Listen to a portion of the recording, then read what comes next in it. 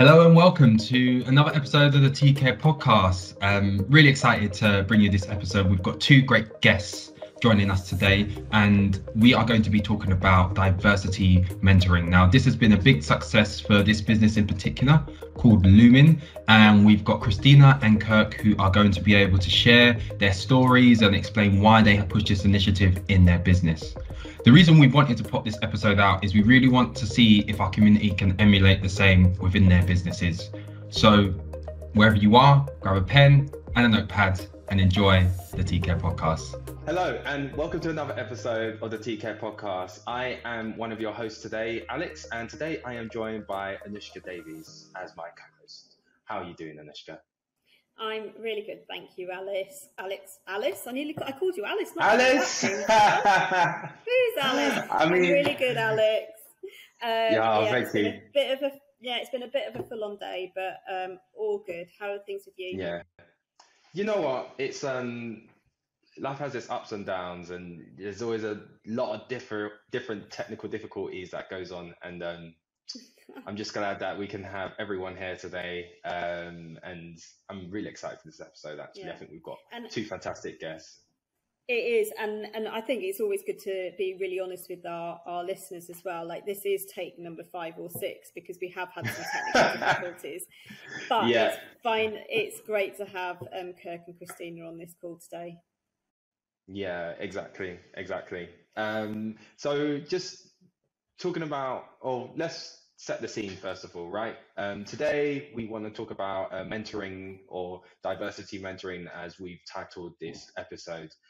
It's something that Lumen has brought to their business, which is quite unique, and it's not something that I've ever heard of in my tenure of work. I'm not sure for Anushka, this is something that you guys do at Softcat, but we wanted to bring these guys into the episode so that we could focus on it and give some insight to our listeners and allow you guys to maybe take this into your business and implement the same type of scheme, so that you're going to be having your community set up in a certain way where everyone's speaking to everyone from different backgrounds and actually learning and being educated on those backgrounds as well, to really bring together the community. So thank you, Christina and Kirk, for joining us. First and foremost, could you just give a short introduction about yourselves, how long you've been working at Lumen, maybe the background you come from as well? I think that might be quite key for a few listeners, and then we can take it from there. Okay, thank you very much, Alex. That's great. So I'm Chris Wade. I'm the HR Director for Lumen for EMEA and our APAC region. Been with Lumen for just over 3 years now. So that's been great. It's a fantastic company to join. There's always loads that you can get on and do. It's very empowering to be able to do these things. So it's been an exciting ride, and that's me, and I'm delighted to be here. So Kirk? Thank you. I'm Kirk. I've been with Lumen, I believe, coming up to 5 years. I believe my anniversary is in a few months' time, actually. My 5-year anniversary. Wow, amazing. Thank you. I was born in Jamaica, Caribbean island of Jamaica. I came to the UK at 12, completed my studies, got my degree, and I'm now at Lumen. I specialize in our optical network. So I'm an SME that works subject matter expert, and I work in our architect and engineering department, making sure that our platform is amazing. Wow. No, that's really impressive. What you know what I love is I can still hear the twinge of your accent. It's still, the home accent is still there. It's great. It's honestly great. So I guess my first question to both of you guys is, let's go straight into it. Diversity mentoring, or this mentoring scheme that you guys have. Could you give a brief introduction, maybe yourself, Kirk, or Christina, on what that is? Sure. Shall I go first? Because it's something that I kind of thought would be really helpful to people. We are really keen at Lumen to make sure that we do create an environment where we have diversity, but also that people are included and that they feel like they belong. And I've had the privilege of some really great and honest and interesting conversations, probably mostly with Kirk. We have some fabulous conversations between us. And I just thought, wouldn't it be great for other people to have that opportunity? And sometimes, I think particularly for British people, maybe that's an overgeneralization, but I think we can get quite worried about putting our foot in it, about making a mistake, and that really gets in the way, I think, of being able to understand each other. I think you get a little bit sort of tied up in knots in case you say the wrong thing and you offend somebody, and so on. So that was kind of where it came from, was really trying to create a situation where people could talk to each other. And obviously mentoring as a general concept is fairly widespread. Also reverse mentoring, where a more junior person might be sharing their experience with somebody who's maybe more senior in their career. And that just thought process led me on to think, well, actually, why don't we have diversity mentoring? That I've learned so much from other people. Other people, try and give that opportunity to other people. So that's where it came from. I'll pause there because I can talk quite a lot, and we can maybe go into the mechanics and some of the other stuff in a bit. But Kirk was also one of our mentors. I always have to think carefully. So in this scenario, the mentors are the people sharing their experience, and the mentees are the people listening and learning. Although, of course, it's a two-way street. So Kirk, over to you. I've never personally seen that concept, that reverse mentoring concept before. In the aspect of diversity, I think it works brilliantly. I have to say that Lumen, like much of other companies, the leadership isn't very diverse. So in order to take the most diverse element of your workforce, provide an insight as to your experience, I think it's amazing. So the concept is fantastic, and I supported that initiative, and I think it was something that we will continue forever doing. And if we can share this with other companies to enhance diversity throughout our industry, I think it's a brilliant thing. Long may it live. Yeah, it is, definitely. It's interesting you call it. It's interesting. Sorry, Alex. It's interesting that you call it diversity mentoring. At Softcat, we have a program but we call it reverse mentoring, and all the members of the leadership team once a year will be paired up with somebody more junior around the organisation. But we deliberately look at locations, we look at different demographics, we look at different diversity groups and all sorts. But I really like the way that you position it as diversity mentoring as opposed to reverse mentoring. Was there a reason behind the naming convention, Christina? I guess that's probably you, if you thought about it in the first instance. So we did one tranche of it last year, and I'm literally in the process of launching the second. And last year I think we did use the word reverse a little bit as well, trying to get, because last year we opened it up only to managers to be the mentees and to do the listening, which was part of our bigger strategy of wanting to really help drive inclusion by being clear with leaders. You need to zip the mouth and do some listening, frankly. It's quite common, I think, with initiatives and all the rest of it, to leaders to feel that they have to do all the talking and they have to make all the running. And actually, we will do much better if we do some listening for a change. So that was a very, very clear pillar of our strategy.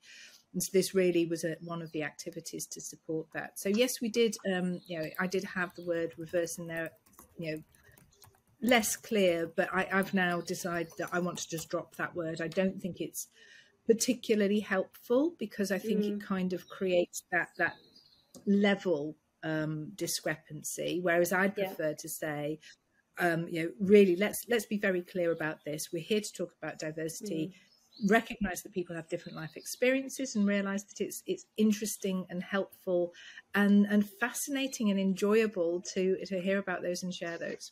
Yeah. And it just sounds, I guess it sounds more specific, more deliberate, rather than just a generic reverse mentoring program as well. Indeed. And I was very keen that the key point for me is that it gives permission to talk about issues of race. I read, probably quite recently to my shame, but a book for me that's been very powerful in the last sort of 3 to 5 years is reading the White Fragility book, Why White People Find It So Difficult to Talk About Race. And for me, just that title was, yes, I do find it hard. And I'm really interested to understand that. So I did want to create that environment, and maybe we can go on to talk a little bit more about some of the things that made it a success and learnings and all the rest of it. But I wanted to create an environment where people felt they were allowed, permitted, empowered to ask some of those questions that maybe you feel a little awkward about doing so just in the normal course of things. You wouldn't rock up to somebody in the office and crack into a conversation about somebody's identity necessarily. So that was kind of the permission granted, and we did a lot with everybody in terms of both the mentors and the mentees to make sure that people were comfortable. They were going into it with their eyes wide open, that they had chance to explore the pros and cons, think it through. No pressure on anybody at any point. If it wasn't for you, you could drop out. I just wanted to really make sure that people could just have really good, honest conversations. Good. And what type of support did you provide the mentors with? Because I can imagine if it was myself when I'm going into that position as a mentor and I've got a mentee who's really trying to learn about me and my background, the person I'm mentoring may take that in the wrong way. They may say some words that are sort of out of touch or uneducated or anything like that. Was there any sort of key materials or key pillars that you tried to help mentors with? So there were a couple of things. One is, we backed the relationship up with a fairly traditional mentoring agreement, which kind of had some safety clauses in there. So I didn't for a minute think there would be, but you do need to put those things in place. So principally, the answer was, if you've got a problem, come and talk to Chris Wade, and we'll sort it out. We had some I ran a mirror workshop, so it was exactly the same content, but I had the mentees together and the mentors together, covering things like, what problems do you foresee, what you're worried about, what are you nervous about. We had some proposed guidelines and some proposed rules of the game, if you like. And I thought it was helpful to kind of start with those. And what I said to everybody is, this is all essentially about two people having a conversation. I didn't want to be too dictatorial about it and too prescriptive. So I kind of gave that to people as the starting point and said, but you two, you as your pair, as your partnership, might be in a different place, but talk about them. So I kind of started off from that perspective with these workshops and giving people those starting points. They had some some sort of guidelines in terms of how to behave and questions and so on. We gave conversation starters, so if you weren't quite sure what to talk about, it's all a bit awkward, So that was my intention. So yes, there was some support, but Kirk, I'd be really interested to hear, because you joined the workshops as somebody to join in that conversation. Which bits were helpful to you, which bits worked for you? Yeah, that's kind of what we were going to move taps onto, Christina. So it's nice for you to segue to Kirk, because it is interesting to see where the points where you like, was it like the awkward moment at the beginning, and how did you kind of really, I don't know, find a nice rhythm to be able to feel comfortable to be open with somebody at that level? So, first off, Chris and I conversations are epic, and this is the natural rhythm of our conversation. And we can go on forever about how we talk, right? However, with regards to participating in diverse mentoring or reverse mentoring, whichever one we want to call it, right? I think the name diverse mentoring actually is a really good way to set the scene. We're here to talk about diversity, and everyone has different elements of diversity and lived experience and stuff like that, right? My personal experience was amazing. It was really good. We understood the parameters of the conversation. We understood the objective of the conversations. I think, if I'm being honest, I think we also set our own objectives early on in our initial meeting, icebreaker type thing. I didn't feel uncomfortable. I felt very well supported with sharing my experience. Perhaps I'm a chatty person. Perhaps that's just natural for me. Yeah. Yeah. So the conversation wasn't awkward for me. Um, it worked very well. I learned some stuff, and also the person who I was mentoring, I would like to think that they did also. It was natural, is what I'm trying to say. Um it wasn't awkward in putting my foot in it or the other person putting their foot in it. No, there were questions that, when asked, I had to think about the answer, and I had to like pause, catch myself, and think about, okay, how do I answer this? Make how do I make my answer relatable to that person? Perhaps they've never had that experience, and that was the most difficult part to me. And being that I was born in another country, my accent is still there, my mannerisms are still there. And I had to think about, how do I won't say curtail, but how do I make my response relatable to that person? Because when I'm in a full-blown conversation with other Jamaicans, it's different. It's a different kind I get that. Kirk, was there? I mean, just for our listeners, or who will be, for the listeners who are listening to the podcast today, you said you just had to think a little bit more carefully about your responses. Can you give us an example of maybe a specific question that you probably did have to just sit back and think about? To be quite honest, I cannot remember a specific question. I can't remember a specific question that was asked of me and being taken back.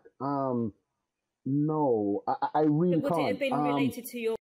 Would you feel like some of the questions that were related to your culture or your upbringing or your background, or maybe some of the experiences that you might be having at Lumen?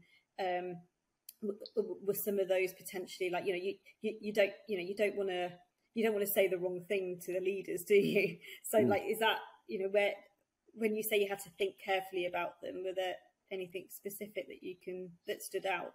So okay, so I think, so one of the questions, this is a learning process, right? And one of the questions, I believe, when I think about it now, right, was, why do I feel that barrier is there? Because of my diversity, because of my lived experience, right? And when I was trying to answer that question, rather than rather than just being very passionate and just jumping in with the answers, I had to perhaps use, when I say stats, I had to use not just my opinion, but I had to also back my opinions up with things that was going on, right? And we're all sports fan of different sports and stuff like that. And I believe at this point in time, the F1 was going on, and there was a very big controversial moment in F1. And there was a response by the former CEO of F1, and I had to really use some evidence, should I say, to back up my answers. So I think, rather than just giving the passionate response with all the fire that's in me, I have to think about, okay, I have to give you my response, but also support them with evidence, and not just one or two or three, but a few evidence that to illustrate my point. So I think that's and it challenged me to not just say the first thing that comes to my head. It challenged, why do you feel this way? I have to okay, cool, no problem. I will tell you why I feel this way, because when I look on, George Floyd, we see what happened with George Floyd. Let's be clear. He's not the first person to die in the situation that he died in. There are so many countless George Floyds before George Floyd's, right? Mm-hmm. So, I had to really give evidence of my response, and I am passionate enough to have an understanding about my history, and I can not only give you a response, I can also present evidence and historical evidence as to why it's the way it is. So I think that was the best way, should I say, of answering. Yeah. Thank you, Kirk. That's interesting that you mentioned that you feel like you have to give evidence to support your point, that you can't kind of use just the fact of your personal surroundings, your personal experience and things like that. Do you believe that if you had come from the angle of I'm just going to use my personal experience, that you would have got the same response as if you went to go with evidence with the specific person that you was working with? I think that's a brilliant question. I think when you are able to combine your lived experience with, especially in stuff we see in the media, when you're able to combine your lived experience to stuff that everyone's able to see in the media, and you can make that seamless transition, people tend to take it more. People tend to take it more as evidence, or take it more of facts, if that makes sense. Yeah. It's not an isolated event or an isolated case, is what I'm trying to say. It's actually, this happened to you too, and it's being broadcast in whatever is going on today. I think that's the and also when it is that you can ask a question and then turn the shoe on the other foot, right? And can you present me some evidence that this is not the case? I think that's when we really, and let's be clear, at no point did we have a heated argument or discussion. I think we were both adults, grown enough to present our case well to each other.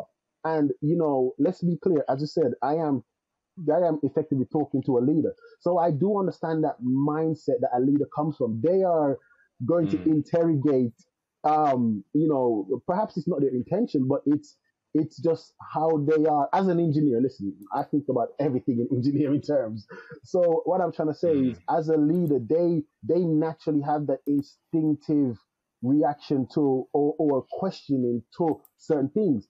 And, being naturally an engineer, I am able to give you that engineer's response is what I'm trying to say. Yeah. So it's brilliant. Yeah. Absolutely brilliant. Absolutely brilliant. We actually closer. Our relationship actually, it's grown. I didn't know this individual until this initiative. And, the way how we both conducted ourselves, our relationship has grown. If he sees me or things that I'm doing, he's the first to what's the word? Spread support or confidence or give me positive feedbacks or stuff.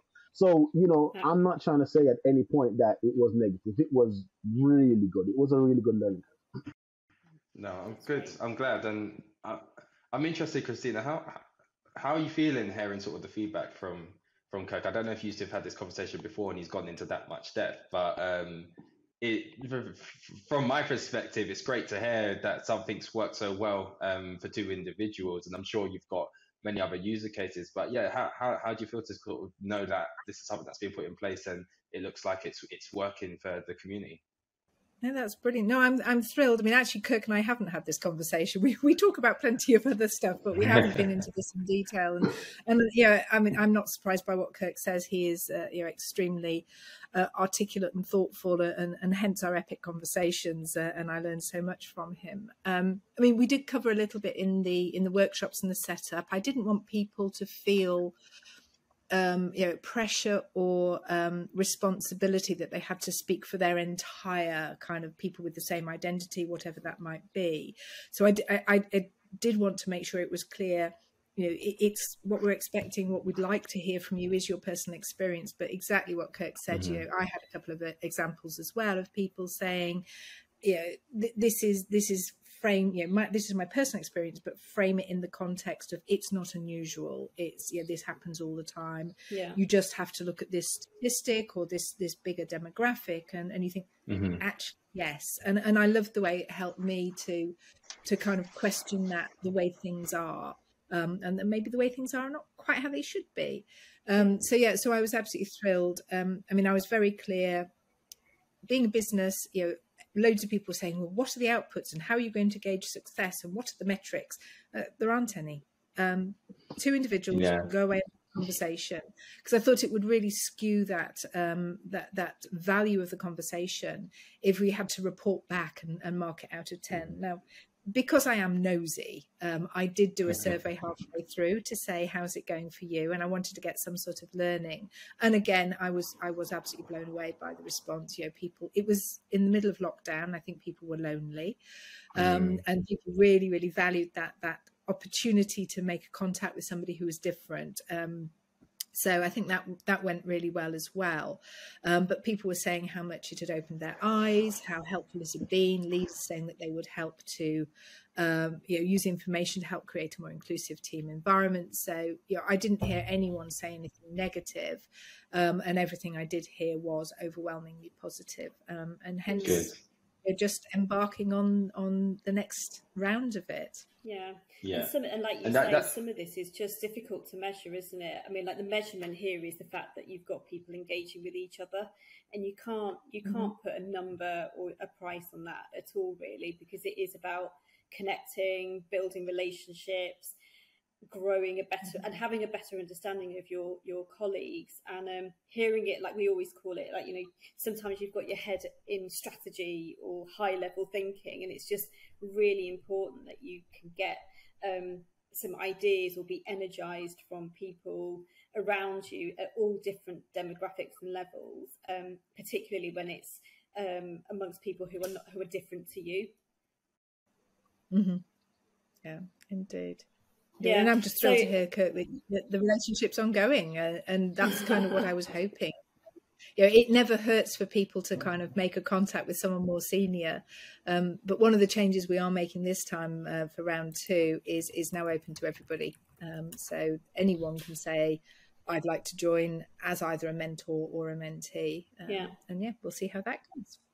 Sounds great. And what other steps are you putting in place to improve the mentor scheme? Because you just mentioned in what you just said before about that being during lockdown. So maybe people wanted to spend more time with each other. Maybe they just had more time available as well. Is there any sort of next steps you're thinking in terms of how you could do something bigger, like maybe have like focus groups or open mic sessions? I know in our last episode, or one of the episodes we have coming out, they spoke about an open mic session that they do where people come up and talk about their identity, for example. What sort of plan next to build on this? So I would say that the plan to build on it is to open it to more people. So it's not just a manager opportunity. I think we all interact with people. We all cast I don't like the phrase casting a shadow. I like to think of it more as shining a light, but we all have influence on our colleagues. We happen to do we call them listening circles. It sounds quite similar. So we've also done listening circles, and again, trying to sort of really make sure those are doing listening around that feeling of inclusion and that feeling of belonging. For me, psychological safety, feeling that you belong somewhere, feeling that you are going to be safe there and you can be yourself, is hugely important. I think it makes people perform better. It means that people can be honest. They will come forward with their ideas. We all have bad days. You know that you're not in danger just because you've had a bad day or made a mistake. Yeah. So for me, that is really, really important. And I think that we're trying really hard to build on that. Oh, good. That's I'm glad to hear that it's been progressed on. And yes, I'll be keeping a watchful eye. And hopefully there's going to be other businesses out there that do the same and may be able to implement the same thing.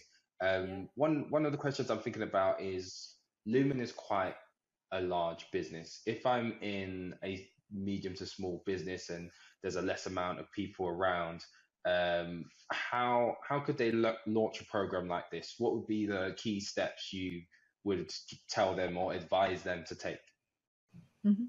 So yes, I mean we are reasonably big. You know, there's 1,700 people in the EMEA region, but I administered this process myself. You know, I kind of ran it myself, so I don't think it needs to be hugely time intensive. I think what I would say is try and just work out some of the things that are going to make it a success. And if you've got concerns and you think that there are things that might derail it, that you talk to the people getting involved. And that's very much what I did. It was unknown territory. And so in those 2 mirror workshops, we were very clear to sort of take some time to explore. And I would say Lumen does have a great culture, but there's a couple of things about Lumen culture that I think really helped to get it off to the right start. And one of those is that we have a concept of assuming positive intent. So if someone's asking you a question, if somebody's acting in a certain way, assume that they're doing it for the best of reasons, find out the reason. And that really does help us navigate a more effective and amicable way through things. And the other is our concept of curiosity. So we kind of really started with those 2 concepts and asked people to think about it. And I think if you build on those, then you start to think about, well, actually, you know, what do you need to do this? Think about humans. How do we work together? So that's why we provided conversation starters. We put some ground rules in place, and then we just look. It's 2 people. You can't get on with everybody in the world. If you don't like your the person you're connected with, that's not necessarily a failing of anybody. You can't like everyone in this world. If there's a real problem, come back and talk to me. But if it's 2 sessions and you're done, then great. Enjoy your 2 sessions, have the conversation, and that's fine. And I actually had two partnerships, and that was one of them. 2 conversations and we were done. But when I see him in the office, it's kind of facilitated a relationship. The other one went on much longer, and we talked much more frequently and for a longer period. So it's just horses for courses, but I just breaking down the barriers, isn't it? Breaking down the barriers to open up that engagement and develop those long-term relationships. Yeah, indeed. So I think just think it through and give yourself opportunities to course correct if there's problems that you've seen. But I was a little nervous, I have to say, going into it. But people at Lumen, they do assume positive intent. They are curious. They are supportive, and I think that really got us off to a great start and some great conversations. And can I just add one thing in the interest of time? I think also, we need to speak up.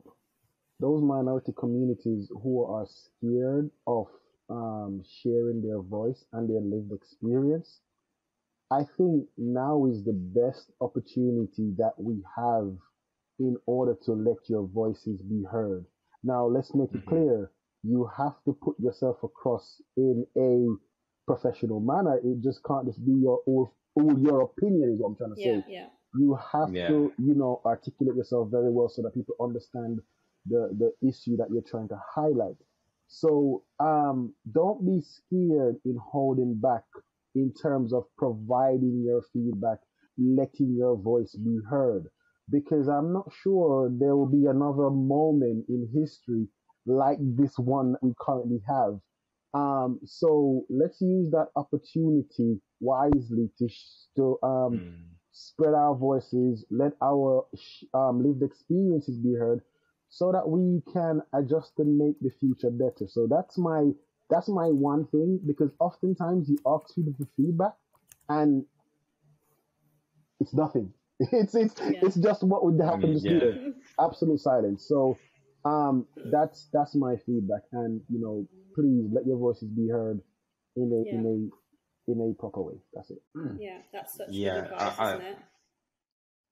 Yeah, 100%. I totally agree with you. There's no time like the present, and the time is now. The time is now for us to really try and implement that change, and it's happening. I mean, look at T-Care. There's a bunch of other T-Cares that exist in the world as well, I'm sure, all trying to drive change. So that's very nicely and passionately said, Kirk. I can see production in the background is like, You've run out of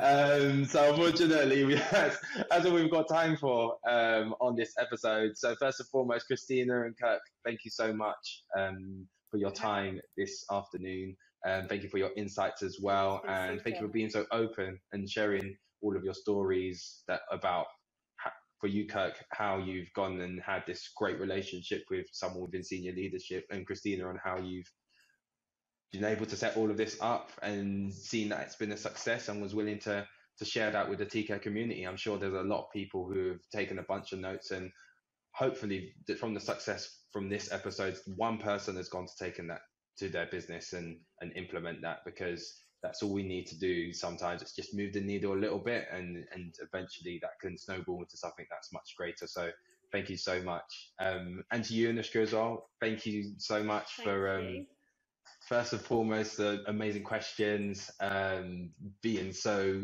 involved and invested and passionate on this episode as well, and also dealing with all of the hiccups that happened beforehand as well, because it happens. Until next time. So yeah, until next time, I should do all the socials bit as well, so you can get access to this episode on YouTube and on Spotify. If you can't find us on there, you can also go onto the TK website, where you'll have a whole list of all of the episodes that we have released up to this point. If you want to keep in touch with the community, please keep in contact with us through LinkedIn. That's where we share most of our content and most of the events that are coming up to do with TK. And please like, share, and subscribe on all of those platforms as well. We really want to get this out to as many people as possible, and we want to be able to give them this opportunity to set up any type of mentoring in their business as well. But for now, that's all we have time for. And yeah, we'll look forward to having you on the next episode, or hearing you, or you listening to the next episode. Sometimes we muffle stuff up, don't we? But yeah, wherever you are, thank you very much for listening. Thanks very much, guys. Thank you. Bye for now. Thank you. Bye. Thanks for listening. We hope you enjoyed this episode, and we look forward to hearing your thoughts. So please continue the dialogue on socials. To stay updated on when we release the next episode, follow us on LinkedIn and on Twitter at TC4RE. And don't forget to check our website at www.tcare.org for more information and content on today's topics.